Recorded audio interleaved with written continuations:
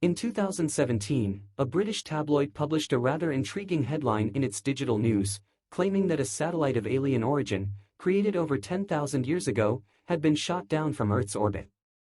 What makes this story even more curious is that the operation was supposedly carried out not by any official space agency like NASA or any recognized military service but by elite soldiers aboard spacecraft commanded by the Illuminati. I must admit that the involvement of the Illuminati does raise some questions about the credibility of the story. However, this alleged satellite is related to observations made in 1899 by none other than Nikola Tesla, the American electrical engineer and inventor who revolutionized our understanding and manipulation of electricity. Given Tesla's reputation as a genius and innovator, his opinions and potential discoveries naturally pique scientific interest. But that's not all. The same evidence that Tesla observed in his experiments was purportedly confirmed again in the 1920s and subsequently endorsed by an image captured by NASA in 1998. This was during one of the early space missions aimed at building the International Space Station, ISS. Today, we will delve into these facts and gain a better understanding of these phenomena. Is it true that we have been under observation for so long? Did we really shoot down a manned spacecraft or satellite and miss the chance to make contact with beings from another planet? Or are these pieces of information being kept under wraps by authorities? From this point forward, you will learn all about the theory of the Black Knight satellite. As mentioned, it all began in 1899 with Nikola Tesla. The inventor is widely recognized for his groundbreaking work, but he's also known for his peculiar and strict habits, as well as the controversial opinions he espoused toward the end of his life. At the height of his career, Tesla collaborated with another inventor, Thomas Edison, but they had several disputes and conflicts, especially regarding the type of energy that should be standardized and made available to the public. Edison advocated for the use of direct current, DC, a system similar to what is used in batteries, primarily because his industries utilized and profited from this type of transmission.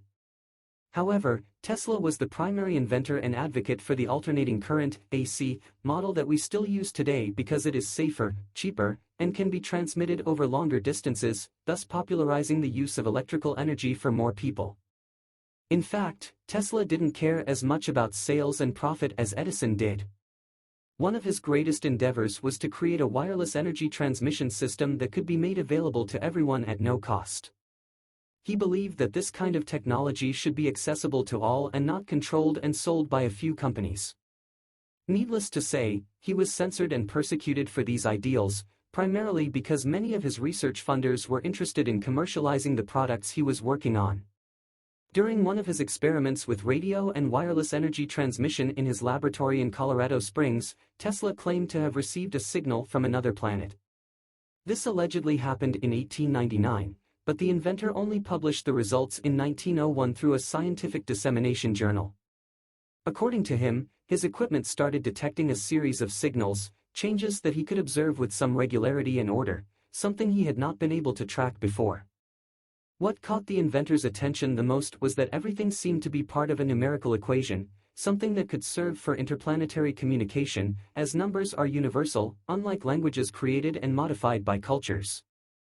Furthermore, the emission was being conducted via radio waves, which to this day is considered a promising means of interstellar communication and is constantly monitored through radio telescopes.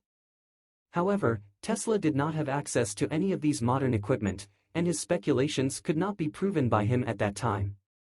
Nevertheless, he was quite enthusiastic and even celebrated being the first human to hear a planet's greeting to another. As knowledge about our solar system was still limited, he believed he was receiving signals from Mars, as Martians were still the best bet for extraterrestrial life. However, for many, what Tesla observed during those days was not a signal from another planet but from a source much closer, located in Earth's orbit, the Black Knight satellite. 2 decades later, another event involving radio signals was once again associated with the alleged satellite. In 1927, civil engineer and amateur radio operator Ian Hetz noticed some unusual phenomena while transmitting from his home in Oslo, Norway. He observed that shortly after sending his signals, they would return, as if something or someone were duplicating and sending them back. This mystery remained unanswered for quite some time, as there was no plausible explanation for such an occurrence. Furthermore, this was not Yang's primary area of expertise. Therefore, he did not possess all the necessary knowledge to interpret something that was entirely new. It remained this way until 1974 when the writer and astronomy expert Duncan Lunnan published a report about the incident. He emphasized the significance of the observations and highlighted the mystery because the way the signals were received back seemed to indicate that they were not just reflected but received, duplicated, and sent back. This happens because any source of energy or information, when it changes its transmission medium or has its trajectory altered by an object, such as being reflected by a mirror, for example, has its strength and energy reduced. In the case of the radio signals received by Ian, it appeared that they were returning almost with the same intensity as when they departed, even after reaching Earth's orbit and traveling almost 2.7 seconds to return. In his initial publication, Duncan suggested that this phenomenon could be related to an object that was 13,000 years old and could be orbiting the Moon. He could not make any practical observations, arriving at this conclusion through calculations developed based on the propagation and reflection speeds of radio waves. The age of the supposed object was estimated taking into account its position in the sky, using the prominent North Star, Polaris, as a reference. This millennia-old artifact, as you can imagine, would be the Black Knight. To add to the intrigue, in 1960, Time magazine published a report stating that the United States Navy had detected an unidentified satellite, but very little could be said about it. Since the world was in the midst of the Cold War, with tensions between the United States and the Soviet Union, many speculated that it might be a piece of espionage technology from the former Soviet bloc. However, there were those who argued that it was the Black Knight. Just as in the case of the alleged spy, the matter was censored by U.S. authorities and could not be investigated. All these events connected and built a scenario in the popular imagination for almost 100 years. Other minor occurrences were added. Data came and went, being reanalyzed and revised, increasingly associated with a supposed alien satellite orbiting our planet. But it was in 1998 that the subject really gained notoriety.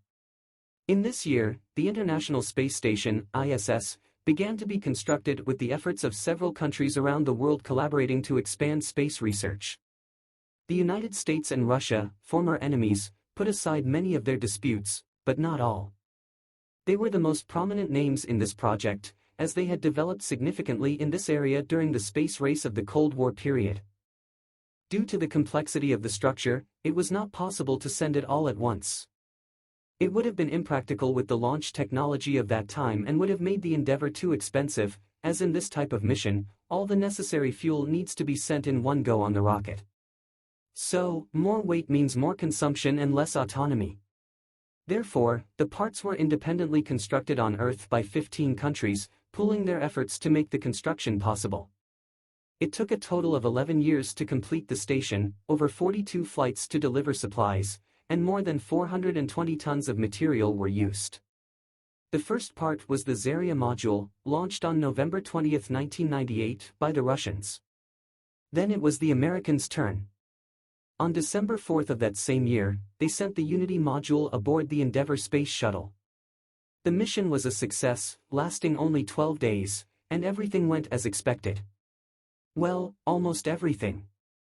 Since the complex structure of the ISS as we know it today was not yet in place, the astronauts and cosmonauts spent a lot of time outside the modules and space shuttles, mainly working on the construction of the platform.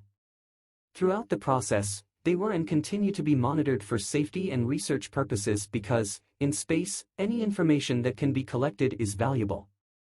It was during one of these moments that NASA's cameras captured an object floating in Earth's orbit. It was a long, dark, shiny object when viewed from certain angles, something that was certainly constructed, unlike a natural artifact made of rock, for example. It was the missing piece, the visual component. The Black Knight, the enigmatic alien satellite that had been observing us for so long, had finally been captured by human eyes, or rather, lenses. But it didn't last long. As we announced in the beginning of this video, the satellite was shot down by elite Illuminati soldiers and can no longer be studied. Why? Well, there are many strange things in this story, right? The signals picked up by Tesla and the observed resonances and ANRATs are common phenomena. There are many unknown manifestations to us, and at first, we should not dismiss all possibilities, as that is how we can analyze all possible variables until we arrive at a safe result. Furthermore, Tesla's description of the signals being part of a numerical sequence that could serve for interplanetary communication is quite speculative. While numbers are indeed universal, the idea that an extraterrestrial civilization would choose to communicate with us in such a way is highly conjectural. It's important to remember that scientific evidence requires rigorous examination and validation, and Tesla's claims in this regard lack the necessary empirical support. Moving on to the events in the 1920s and 1998, these incidents also lack conclusive evidence of extraterrestrial involvement. In both cases, the phenomena observed can potentially have natural or terrestrial explanations. The 1927 radio signals observed by Ian Hetz, while intriguing, do not definitively point to extraterrestrial sources. There could have been various factors at play, such as atmospheric conditions or radio interference, that may have caused the signals to bounce back. Similarly, the 1998 sighting of an unidentified object near the International Space Station, ISS, does not necessarily imply the presence of an alien satellite.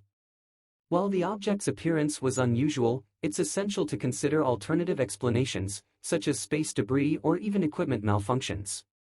The fact that the object was allegedly shot down by elite Illuminati soldiers raises significant skepticism, as it falls into the realm of conspiracy theories rather than verifiable facts. In summary, while the notion of a black night satellite and claims of extraterrestrial signals have captured the imagination of some, there is insufficient scientific evidence to support these claims conclusively. The scientific method demands rigorous testing, replication, and validation of observations before making extraordinary claims. Until such evidence is provided, it is prudent to approach these claims with skepticism and critical thinking. Nothing of alien satellite. In Ian Hetz's case, it can also be explained. In fact, the engineer who made the observations didn't postulate anything since it wasn't his field of expertise. It was Duncan Lunnon's publications that brought notoriety to the data collected by the Norwegian. What initially seemed to be something collected, duplicated, and amplified by an alien satellite later proved to be a much more complex effect that still lacks further research. Lunnon himself made additional publications to explain and disassociate his name from the alleged Black Knight satellite. It turns out that from the 1990s, the phenomena observed by Ian could be categorized as long-delay echoes, a complex physical phenomenon with at least 5 explanatory hypotheses, none of which involve alien manifestations. The most likely explanation is that the radio signal was reflected by energy ducts in the magnetosphere, plasma waves in the ionosphere, or reflected in plasma clouds originating from the Sun. This, of course, in a simplified and summarized manner, as each of these occurrences would deserve an entire video dedicated to them, but that's not our goal today. As for the publication made by Time, also associated with the possible existence of the Black Knight, it's much less mysterious. Remember when we mentioned that the most plausible explanation was that it was a spy satellite? Well, that's exactly what it was, but it wasn't of Russian origin, it was from the United States. It was a broken piece of Discoverer 5, one of the earliest spy reconnaissance satellites produced by the United States. Well, alright, but what about the photos taken by NASA during the ISS construction mission? In this case, the astronaut who was on the mission, Jerry Ross, came forward to explain. While they were working on the modules, they needed to wrap some components, like a special thermal blanket, to control the temperature since in space, there's no protection from Earth's atmosphere and magnetic field. However, during the process, one of the blankets got loose and drifted away into orbit, and it was captured by the cameras shortly after. Like everything that happens in space, the object even received a code, which is used to catalog and maintain control over everything we produce that might interfere with other research or space travel. Its code was STS-088-724-66. The blanket became a millennium-old alien satellite, but nowadays, it can no longer be observed. A few days after the recording was made, it fell from its orbit and ended up incinerating as it re-entered the Earth's atmosphere, just like most foreign objects that enter Earth's atmosphere. So no, the video released by the British tabloid doesn't show the destruction of an alien satellite, nor the thermal blanket, and it certainly wasn't produced by the Illuminati. It probably involves some other object that entered our atmosphere, but it may have been altered by computer graphics. since all sources mentioning the case report that the first channel to release the images is well known for spreading conspiracy content. Unfortunately, we can't trust everything we see, but you can always count on us to help decipher the mysteries of space and the internet. I'll leave it here for now, until next time, goodbye.